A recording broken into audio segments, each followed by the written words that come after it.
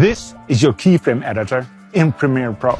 People still use this for creating graphic animations. And it's right? Meet your new editing friend, Motion Tween. No keyframes were used for this entire animation. Just the magic of Film Impact's Motion Tween. Like and follow for more. Ever want to wiggle some text or make a graphic object float around? Meet Film Impact's wiggle effects for Premiere Pro. Simply drag it on the element you want to move around.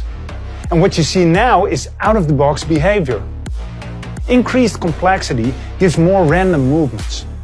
Turning down the speed will make your elements smoothly float around. And now comes the magic. If you increase object delay, you'll see how individual components start to wiggle using a different phase.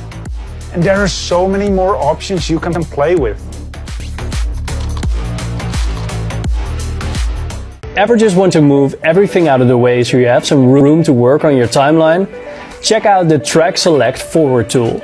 With this tool you can move everything on the right side of your cursor with one click.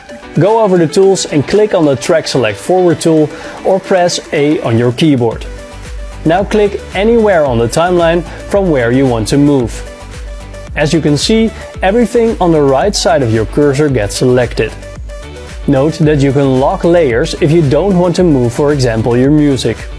Unfortunately, markers won't move with this tool, so keep that in mind. Shapeflow is a video transition that follows the path of a shape.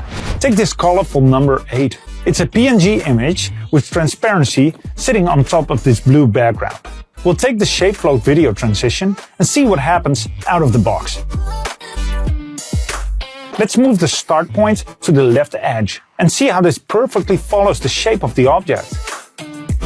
This is Film Impact Shapeflow with an added white color trail. Would you believe that all the transitions in this video are actually the same transition?